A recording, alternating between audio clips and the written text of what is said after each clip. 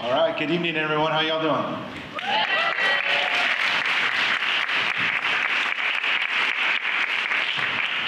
My name is Stan Collins. I'm a suicide prevention specialist, and I'm going to be just kind of helping to steer this conversation a little bit. I'm going to allow each of the panelists, many of whom, or all of them, whom you know, probably except for me. So to give you a little background on the work that I do and why I was invited to be in this panel is I lost a friend to suicide when I was 14 years old, and I've spent my entire adult life working in suicide prevention. I work on a program called Directing Change, which invites youth and young adults to create films about mental health. I work with LA County Department of Mental Health on some of their suicide prevention stuff. But I think one of the reasons I was asked to be part of this, and one of the reasons I'm excited to be part of this, is that, you know, through our conversations, we're going to talk about loss, we're going to talk about experiences, lived experience with attempts, with thoughts of suicide.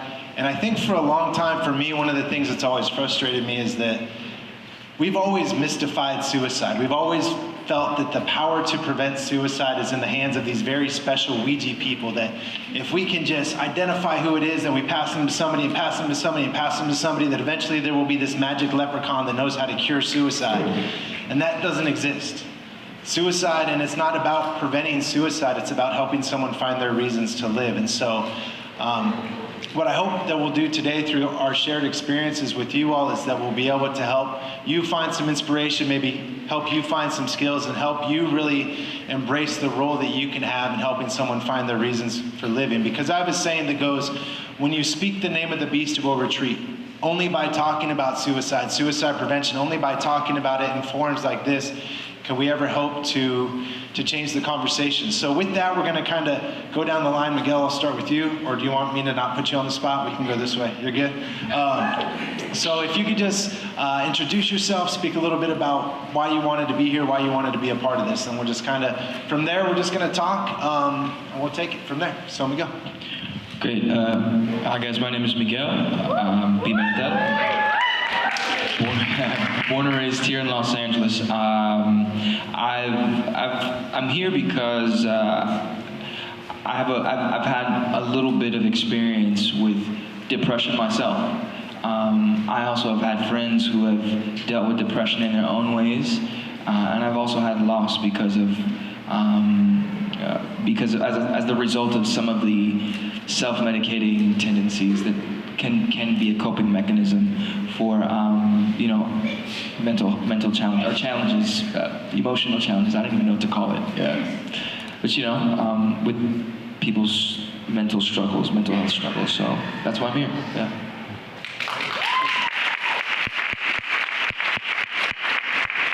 And Torri, I'll turn it over to you. Yeah, hi. My name is Torri Shack. I'm the executive director and founder of Tangible Movement. We are a 501c3 nonprofit corporation that was formed to help inspire and educate and bring awareness to youth and young adults who are struggling with mental illness, addiction, and suicidal ideation. And I myself am a 2-time attempted suicide survivor. I've struggled with depression and addiction my entire life. I'm currently sober, 8 years sober now.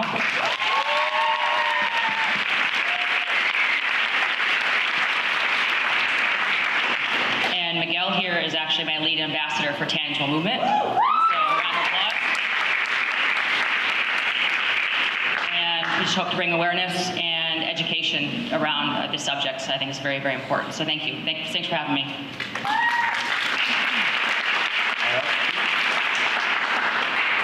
I'm Christopher Rountree. I'm the artistic director and conductor of an experimental chamber orchestra in Los Angeles called Wild Up. We just had our 10th birthday. I'm also in residence this year with the Los Angeles Philharmonic, where I curated their festival called Fluxus.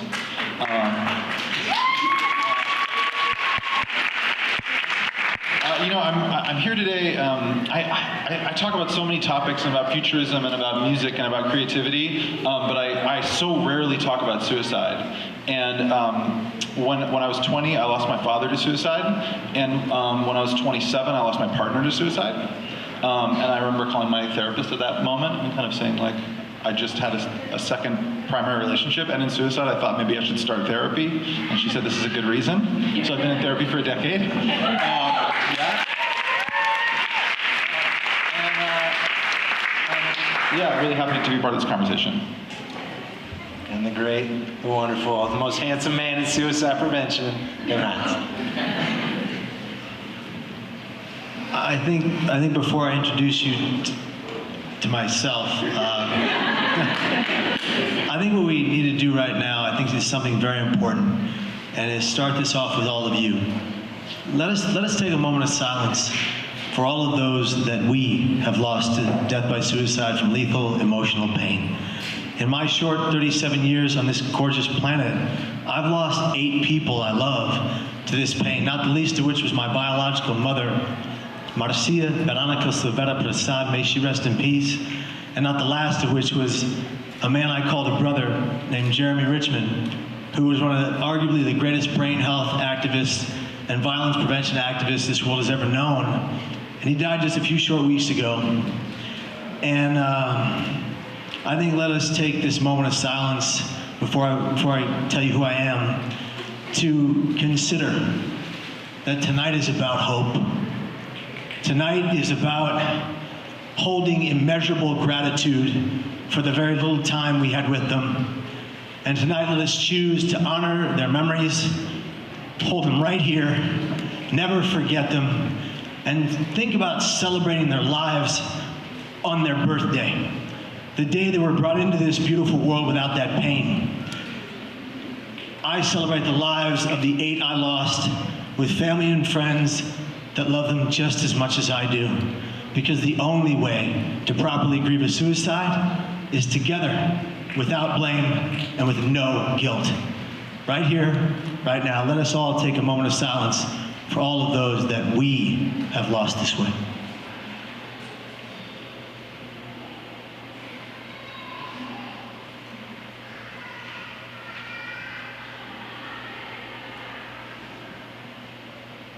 And may they all rest in peace. My name is Kevin Hines, and in the year 2000, at 19, merely a child, I attempted to take my life in a way that is 99% fatal. In the waters of the Golden Gate Bridge, I resurfaced, and a sea lion kept me afloat until the Coast Guard boat arrived behind me. So I am blessed to be near you all and in front of all of you, and we are blessed and thankful to We Rise for having this very crucial conversation for change. Yeah.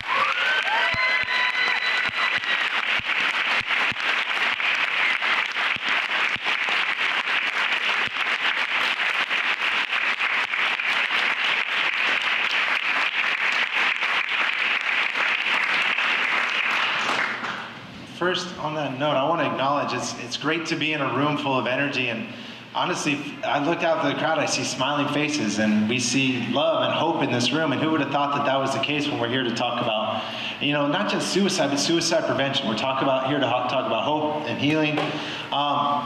So with that, I don't know, where do we want to start? I was going to go one direction, but I kind of want to throw it all to you.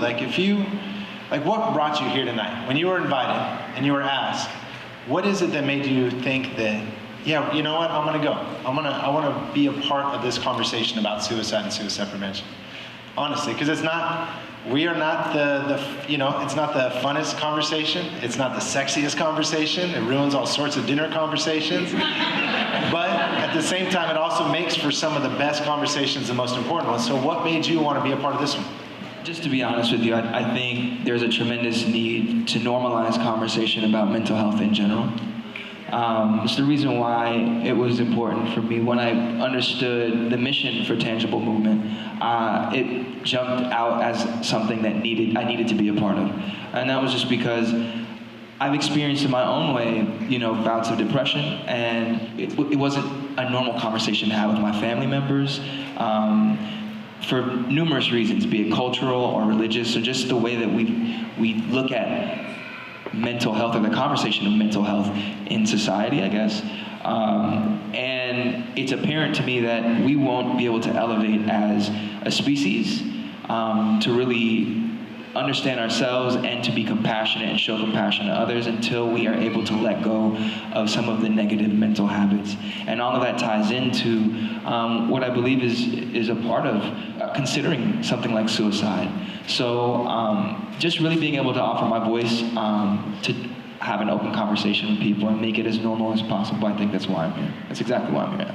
Yeah, well, I think that, towards the end right there, you said something about normal, and that's, I don't know, I think in 2019 we're kind of figuring out what does this word normal mean? Because it's weird, because it's not, on some level it's not that it's normal to think about suicide, but at the same time it's not abnormal to think about suicide. So what is that? Like, what is that word? How do we fit in the middle of that? And you were talking about the cultural piece. So can you speak to that for a second? Because a lot of times people in other cultures, and I know this is weird coming from a middle-aged white dude, but like a lot of times we'll say that's not a problem on our culture, or that's a white problem. So how did you embrace that? How did you deal with that? When I realized the difference between my consciousness and my brain, I started to realize who I was able to separate myself from my thoughts. And I thought, wow, no one ever I didn't really have that around. There was no one to help say, hey, by the way, like some of the things that you think have to do with the way you were raised and things that you just take on because of people like your parents and your family members and your culture, society, your community, the way that you are portrayed in the public eye in terms of people who look like you. And all of that feeds into the way that you see yourself. But it doesn't mean that is who you are. And when I realized that, I realized there's a lot of other people like me who just needed to look at things from that. Just if you're able to make that separation, it can make the difference in how you treat yourself and how you see the world. So, yeah. That's beautiful. So going back to the kind of beginning, what, like, Chris, this isn't your normal world to hear. You're in the music, you're in orchestral. Like, what made you want to step forward into this space and have a conversation? Yeah. Well, first of all, it's pretty scary. Like, this is Like you're in the middle of the stage. I know. The reason why I wanted to have this conversation is I experienced these losses in my life to suicide in such totally different ways, and the way that my father's death affected me, and the way that my partner's death affected me about 7 years later was so totally different. And the week before my father passed away, he handed me like a big note. And I didn't know what it was. I thought it was just like he had scribbled a bunch of things to me. But in fact, like he had written me like a treatise. Like, this is how you could go and do your life. And I didn't get what it was. And part of that was like, hey, I think you should be a teacher, but you should go be a conductor. Like, I think you should go be an artist. Which, like, that's a lot of, like, heavy drama to give somebody. But he gave me this thing, and I remember being offended by some things in it. And he was like, how will you know when you found your lover, like your true love? And I was like, I have a girlfriend already. And I remember being really offended, and we had a big fight about it, actually. And then a week later, he was gone. And I was like, oh, this was you trying to send me into the future in a way. I mean, I didn't really get it till a year later. But like, he was trying to be like, I don't know what to give you. I'm in pain, but I'm going to give you this, and then I got to go. And I remember getting it a year later and being like, oh, I have this incredible opportunity, and like, I have this amazing kind of choice ahead of me, like what to make my life about. And I remember my worldview like totally changing from being like very kind of like, like Orange County school kid who's just in college for 2 years to someone who's like, oh, how do I go across the earth and like spread joy to people through music? And I remember it kind of just the feeling of kind of immensity. So that was my father's passing. And then my partner's, a number of years later, I just started this organization, Wild Up, which is now turning 10. So I guess this was 10 years ago. And we had our first concert. And And then she died by suicide, and I got a note in the mail from her, and it was like the biggest tragedy ever, and it didn't feel hopeful. It felt like an ending, and I didn't do anything for a year. Like, I remember I started this organization, and we were on NPR, and we were like in the LA Times, and it was great. And then like 2 weeks later, I was like, oh, I'm not going to do anything for a year. I'm just going to like unplug from the whole world, and that was fine. That was like, oh, that was appropriate at that moment. And I had to, like, it took me a while and a lot of therapy to like realize that it was okay, that these were so totally different, but that whatever way we deal with grief is like, that's the okay way to deal with it. I mean, maybe I'm saying that in too broad of terms, but I feel like we all deal with grief in different ways, you know? Yeah, so that's why I'm here. Well, I think that's something that makes. So I've lost, unfortunately, I had one friend that kind of brought me into this world, and I've lost other people since then, which is ironic, because I kind of thought once I got involved in suicide prevention, I wouldn't lose anyone again, like I would just be immune to it, naively. But I look back at the loss of my friend and my own experiences with thoughts of suicide, and of course I would give anything to have him back or to have them back, or, you know, on some level never had to feel that pain. But I'm wondering, especially for you, Kevin and Torri, or anybody, I mean, all of you, like, is there a part of you that's almost grateful for that experience? Like, is there a part of you that, because it's such a defining part of who we are, like, is it just me, or is there a part of you that's like, I'm not ashamed of that because that is what made me? Am I making sense with that? Like, is there a part of you that is, like, part of me is grateful that I had that pain so that it gave me perspective. And again, not that I wouldn't change anything to have my friend back, but on some level, he defined me. I wouldn't be doing this. I wouldn't be sitting on the stage. So does that make sense? Is there ever gratitude for you guys mixed in this? No. Okay, cool. I mean, as far as the pain that I've gone through in my entire life with depression and struggling with it, like, if I could give it back and not have had to experience that, then I would definitely probably choose that route. I mean, I battled with depression since I was 14, and to go back to your earlier question, which I think is really important while we're all here, the stigma was so real for me growing up in Orange County.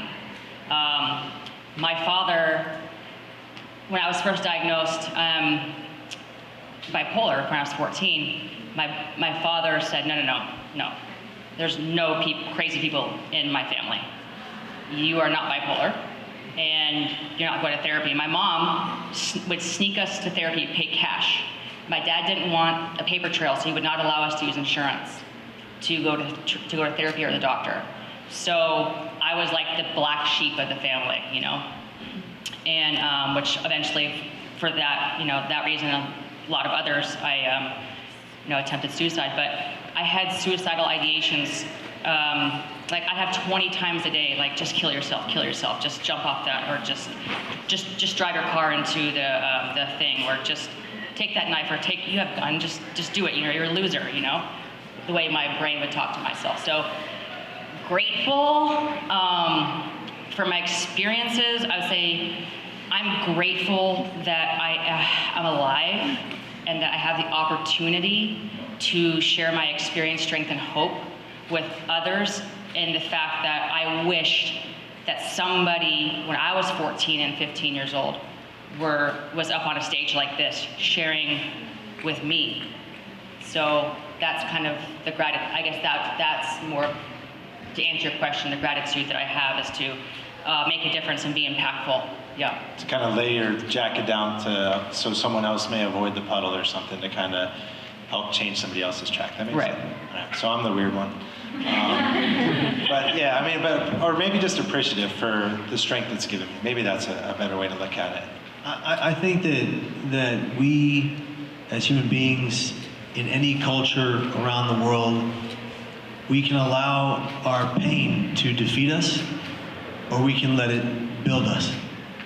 And I've always chosen to allow it to build me. Now, I was in the greatest lethal emotional pain of my life when I did what I did, and at the millisecond that my hands left the rail, it was an instant regret for my actions. Instantaneous regret and a prayer to live. And in the survival, it wasn't just like I turned around and started doing this work to try to help people. I was in a hospital in a psych ward, my first of what would be 8 in my lifetime so far, psych ward stays for suicidal ideation. And a Franciscan friar comes in, and he always would read the chart. And when he comes in, doesn't read the chart, and he goes, "Hey kid, what are you in for?"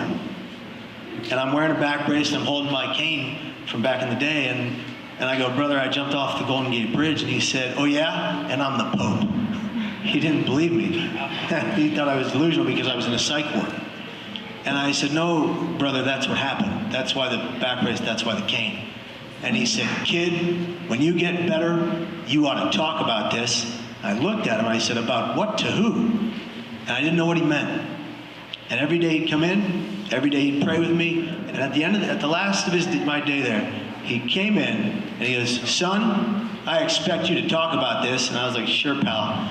And then I got out of the hospital, and my father took me to the church we were going to as a kid, and the priest comes out at the end of it and says, "Kevin, how would you like to come and talk to our 7th and 8th grade class about your experience this Good Friday?"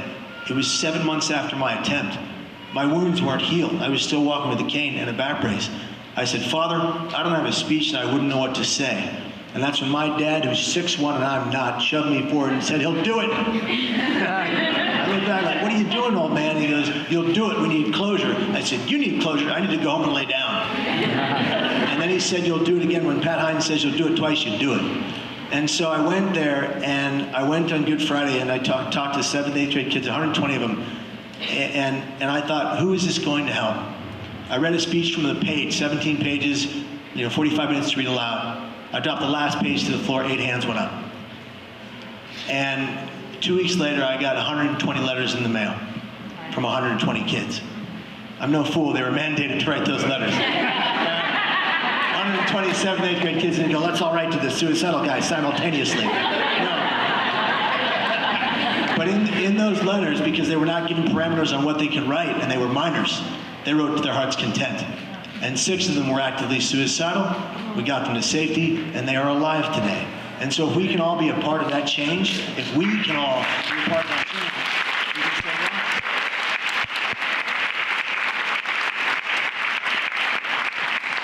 So that brings up another curiosity for me, and I hope this one's I'm not on the outside on this one, but I know probably a lot of you are here because you want to be helpers. You are helpers. It's in your nature to be helpers. So how do you continue to live your own truth and still seek help? About 15 weeks ago, I was in my 8th psych ward stay. I'd gone from 2011 until 15 weeks ago with no psych ward stays. And the first thing I did was post on social media the truth.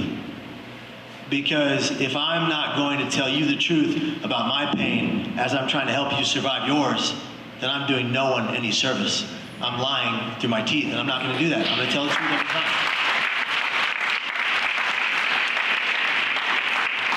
I found therapy last year. I'm sorry, a year and a half ago. 2 years ago, wow. 2 years ago. It's actually what helped me and my wife get married. It took therapy, and it was through therapy that I realized how important it was to have that and use the resources that are there. So I do think that it is like you said, it's so important when you walk what you're talking, especially when it's something like this, because it's such a private thing. It's such pain is such a private thing, and it's really complex. And there's so many walls that you put up to hide it, to cope with it, and so I think it's important to always be on the level of we're in it together. And I love that you said that. That's it's just so important that people understand that really it's a human thing. It's a human experience. And with life, it's gonna oscillate. And it's not always easy to help balance that out. So I think getting on a level of we're on the same page or we're doing the same thing is important. So yeah, I also am I see a therapist regularly, and it's been super helpful, man. It's been an important in my transition to seeing what is and what is not important in this experience, in this iteration of life. So, yeah. Well, yeah, please. Well, and I think, you know, what I heard from that was pain. That pain is so private, but at the same time, like, that pain is universal. Like, regardless of what is bringing that individual pain into each of our lives, like, we all know that, and let's experience that together. But Torri, I know you've been an advocate for a long time, and so I wanted to get your take on the speaking your own truth. I can tell you that the advocacy has really put a damper on my dating life. Swiping on Bumble, they're like, oh yeah, okay, we're chit-chatting, and then they go to my website or my Instagram as like mental health advocate, and it's all this. They're like, okay, bye. Why I'm single, I don't know. So to answer your question, like, yeah, like, do I have everything together? No. But at this point in my life, compared to where I have been, I have it together a lot. I mean, way, way beyond where I used to have. Like I was telling Miguel the other day, I couldn't open my mail. I had trash bags filled with mail. I couldn't get off the couch. I couldn't wash the dish. I was afraid of the mail. And I had taxes I hadn't filed for 5 years, 6 years. And then I was homeless, living out of my car with my dog. Again, not really great for the dating game.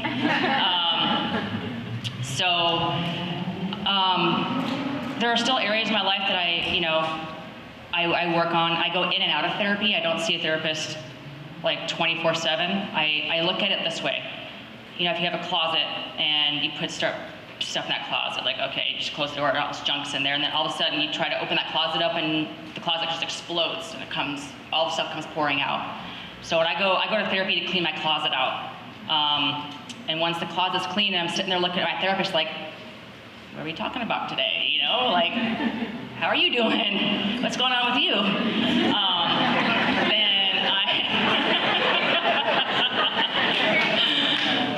I'm like, okay, all right, we're good, we're solid for right now. But I think that my life today is probably the best that it's ever been. As far as, yeah, thank you.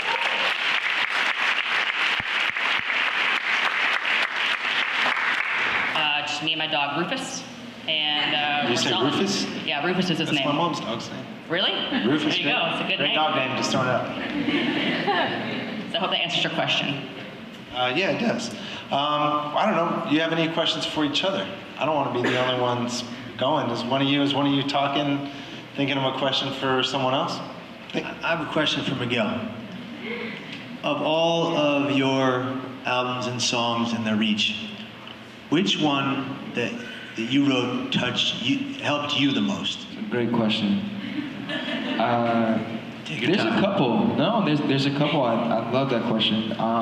There's a song called "What's Normal Anyway" that was really helpful because I think in writing it I was able to see how retarded this idea of normal is, and then in being able to perform it, it was probably one of the songs that connected really deeply with my fans, and I felt a different kind of closeness, you know, with my audience. And it really was encouraging to talk about, you know, things that, just some of the negative things that we think are like normalcy, like what is normal? Normal is defined by so many, there's no such thing. It's really not, it's an unrealistic ideal. And so that's one song I would absolutely say was super therapeutic, and to this day is I feel the most in touch when I look at someone and I'm singing that song. You know, I feel like I'm connected. I feel very connected with people when I sing that song. So yeah. Thank you, that's awesome. Thanks, man. So one thing that unites us in our own unique ways is how art, and how we're all here tonight, art and the connection between art and mental health and how it brings it all together. So with you, each of yours artistic, and Kevin's a filmmaker, came out with a film last year, right? Ripple Effect. How has art been something that you have kind of tethered yourself to this earth with? Most people who know my personal story about my attempt don't know much that happened before it. And I actually had an attempt prior to the Golden Gate incident, and I was in my room and I had on repeat an album I just bought by DMX, Earl Simmons, Dark Man X, and I was in the middle of attempting to take my life. And this song comes on. And DMX says, "Lord, I'm in so much pain. Please take me away." And then you hear God's voice that says, "No, I put you here to do a job, and your work ain't done. To live is to suffer, but you're still my son. And there will be a time when you shine as bright as the stars, but there won't be a his or hers, just ours." And I stopped exactly what I was doing. I pressed repeat on that singular song. I got to a safe place, and I listened to it every day for the next month. The sad part, though, is I never told anybody what I did, and nobody would find out until my second attempt, where I nearly died. And that song in that moment absolutely saved my life.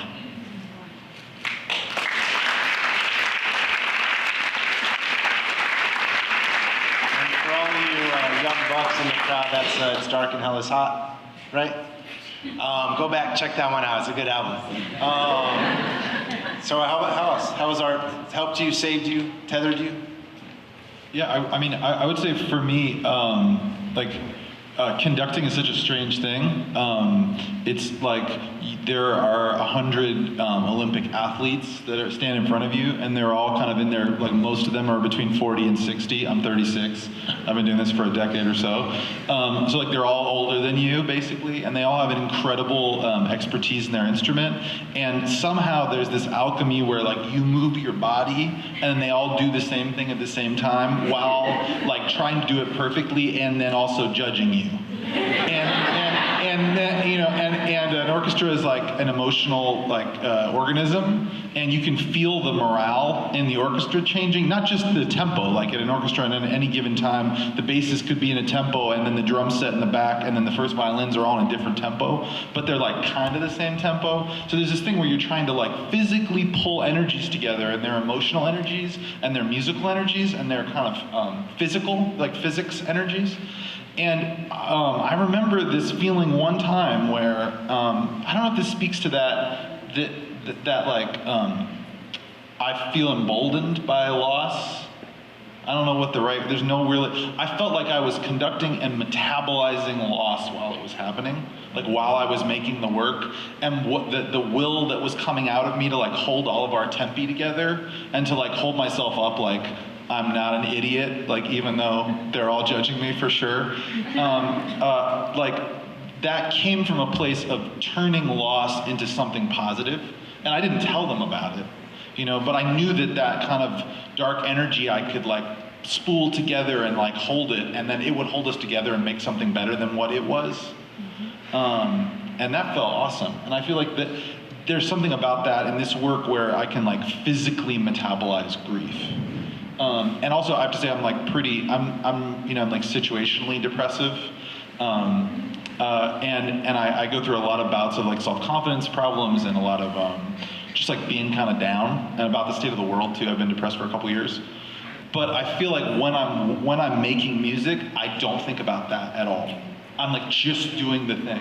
But then I stop and I like take my tuxedo off in the room or whatever, and I'm like there, And sometimes I could like bask in that it worked, but usually it's like only in the act of making music am I like metabolizing grief, and in all other times it's like something that I sit there with and kind of look at, So art is so helpful, if only as like a respite and some like little metabolism of it. Well, I love that phrase though, metabolizing loss, metabolizing grief. Like, you got another opportunity in writing or poetry or something that when Well, I'm glad it's not totally incoherent. I don't know. Either you want to speak to art and it's saving grace. I metabolize music, I guess. I don't conduct or play or perform. I tried right around the time of my first attempt. I was 14 or 15. I really was into Metallica, and I wanted to play the bass guitar. So my friend had a bass guitar. He was teaching me how to play the bass. And so I went home and told my dad, like, I want to play the bass guitar. He's like, no. Nope. It's not feminine enough for you? I'm like, okay. Little does he know.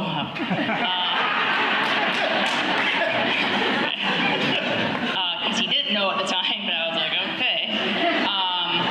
So he got me the keys. He got me a keyboard, and he wanted me to play the keys because he thought that was appropriate for Orange County girl, you know? And I just like flipped it over. I'm like, no, I'm not. And I wish I'd learned how to play the keys, but I didn't. So yes, so I appreciate music from musicians, and I'm gonna age myself a little bit here, but like my favorite band of all time, I probably listened to the album like well over 1,000, 2,000 times probably, is Fleetwood Mac. So if I could meet Stevie Nicks, I'd be like, yes, Stevie, yes. So, yeah, that's, I guess, what art does for me as far as music. And when I was younger, in high school, I was really angry, and I got into a lot of fights. I was actually kicked out of school for punching the dean in the face. I had a little bit of anger issue, but I got back in. I know, I got back in. This is how I got back in. It's through art, actually. And this is where this is going. I used to write poetry. It was really dark. But when I went before the board to get back in my senior year of high school, I said, I have channeled my anger through poetry now. And they believed me. And they let me in. And then I did something else stupid, and I wasn't able to actually walk on my graduation. But, so there have been periods of art throughout my life that have helped me, but mostly music. So yeah, to answer your question. So that makes me think of something. So I was sitting around hanging out with my buddies a couple weeks ago, and when I was going through my deepest depression, it was like senior year of high school and freshman year of college, and I was also angry. That's how even though I think I'm pretty mellow, pretty even keel, and me and my buddies were talking, and one of my friends said, he's like, you know what, I've never been in a fight. And I'm not condoning fighting by any means, but I was just shocked that a grown man had never been in even a pushing match. He just never had any experience with that. And then my other friend, and then his response was, well, man, in high school and college, you were always getting in a fight. And then out of left field, my friend says to me, he says, well, yeah, it's because he was super depressed. And I was like, dude, where were you if you knew at the time that I was depressed and I was fighting, why didn't you pull me aside and say, hey, Stan, what's going on, dude?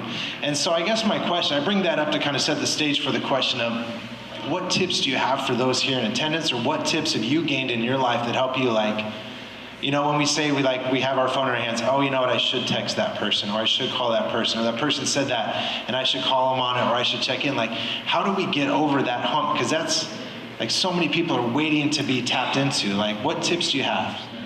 I'd like to use a personal experience to answer that question.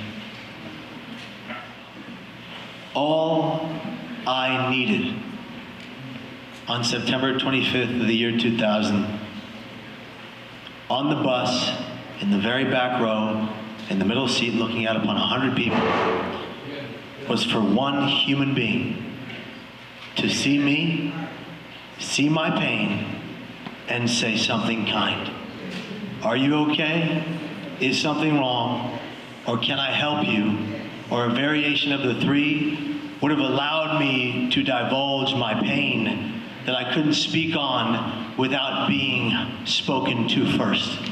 All that would have saved me that day was for a human being sitting next to me on that bus to care enough to look at me and say something kind. And I think that's a lesson we can all take with us, is that it doesn't have to be the suicide prevention specialist or the person that's worked in the field for 20 years. Sometimes it just needs to be that you're human, so are they, and it is our moral duty when we see someone in obvious pain to say and do something.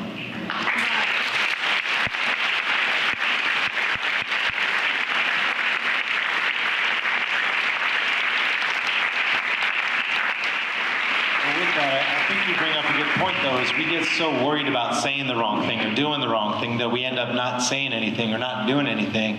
And I think you bring up a powerful point. Sometimes it's just creating the space. You know, when I lost my friend to suicide, I kept thinking about, like, what didn't I do that day? Why didn't I talk to him that day? Why didn't I do this? And I realized, like, no, we got to create that space all the time. People ask me, when is the best time to ask someone if they're thinking about suicide? Or when is the best time to have a conversation about suicide? I say, when you're not at all worried that the person is having thoughts of suicide. So they know that if they ever do want to have a conversation about suicide, we've already set the table. It's not a big deal. Let's sit down. If we need to talk about suicide, let's talk about suicide. I just want to speak to that for a second and just the power of the question. A lot of us get scared of the word, the S word, the word suicide, and we're afraid to ask somebody, are you thinking about suicide? And what we've learned is that that's the best thing you can do, is to do the heavy lifting for the individual. So like you were saying, all they have to do is say yes or no or break down and cry. How do you create that space with those in your lives so that it doesn't have to be the big deal? Like I remember when I was a kid, my mom had this really nice crystal bowl that she kept M&Ms in. I don't know why, it's like a beautiful bowl, but she kept M&Ms in it. And I broke it one day. And so as kids do, what did I do? I hid the evidence, right? So I took all the pieces, put it in a trash bag, and I hid it in my closet. And I said to myself, okay, at just the right moment, I will tell my mom about this crystal bowl that I broke. And then it didn't happen that day. So the next day I'm like, okay, today at just the right moment, I will tell my mom about the crystal bowl.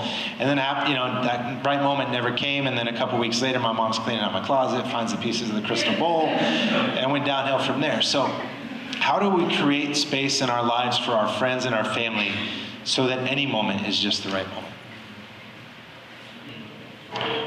I think one of the most important feelings to have is to felt listened to or heard. It's one of the most valuable things. From personal experience, I always feel the most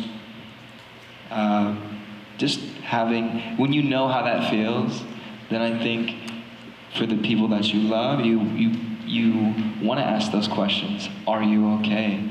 Can I help? And I think it's probably more of an exercise of just caring for the people that you love and just trying to be there for them. And it really is as simple as often just asking. Like my wife will be like, I'm just glad that you asked me, how was your day? Do you know? Because sometimes we assume a lot. And when you're around people that you're familiar with, sometimes you just assume it's all good, you know? It's everything's good, you know? And just a simple asking, for me, just to be asked and listened to has been super valuable.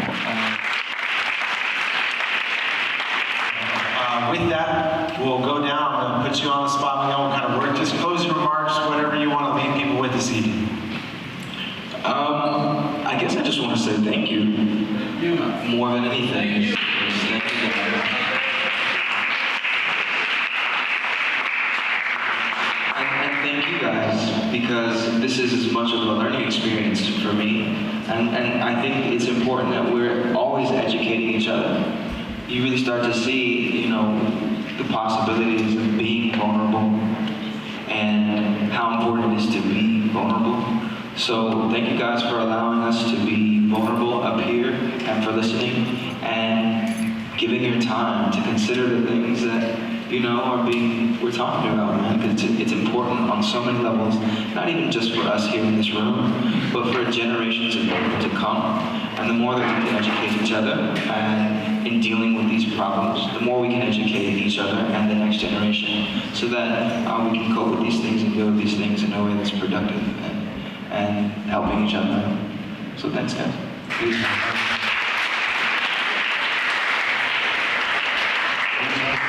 I don't have anything super wise to say other than, you know, just be kind. You never know what somebody's going through and how what you say and do can have an effect, positive or negative. Again, I think the biggest driving home factor I like to convey is it's okay to ask somebody, are you okay? You know, and it's okay to ask somebody, you seem to be, you know, you're giving away your possessions. Are you suicidal? Are you feeling suicidal? And the most important thing, I think, ask how you can be of service to them. You know, don't just assume, and like you said, the cliches, you know? Nobody wants to hear a lecture at all. At least I didn't. Just have an open ear, be kind, reach out, and definitely know the resources, like the suicide hotline for sure. I think that would be the best thing that I can give as a takeaway, is just be open-minded and ask your fellow man how they're doing. That's it.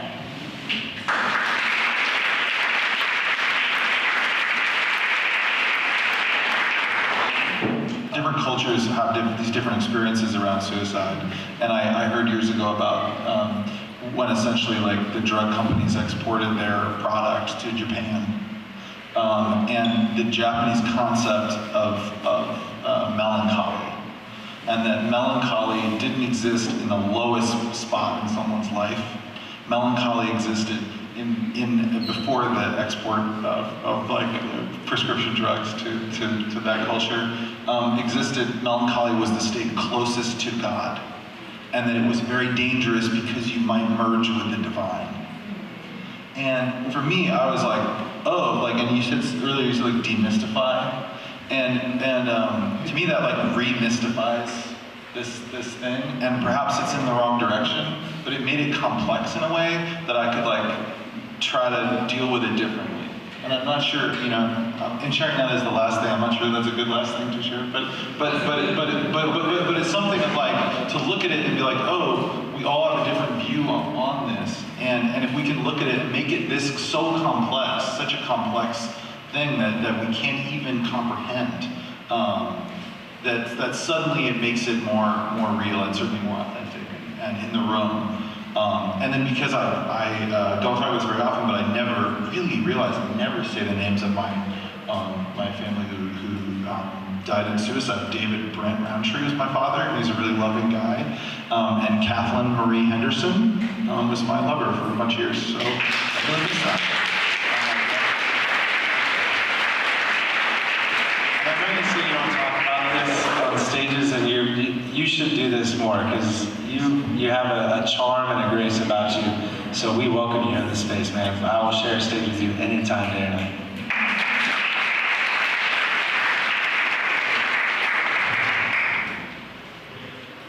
Do me a favor. Take your phones out one more time. And I want you to type in text CNQR. Text CNQR to 741-741. That's the crisis text line, and that's our foundation's Conquer keyword. It stands for courage to talk about your mental health. Normalize the conversation. Ask the question, are you suicidal? And do you have a plan and recovery? Because we are all living proof. And finally, if you are physically capable in this room right now, please stand with me.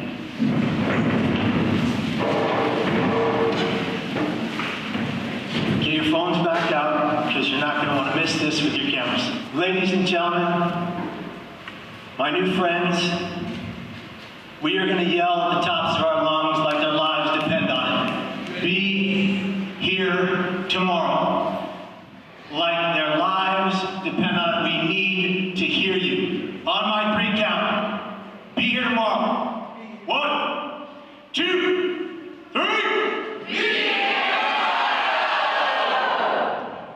Ladies and gentlemen, my new family, our new family, be here tomorrow. And every single day after that, you are important, you are worthy, you matter to all of us, and you will never die by your hands. You are perfect just as you are, and if nobody else says it today, we love you and we want you to stay. We love you.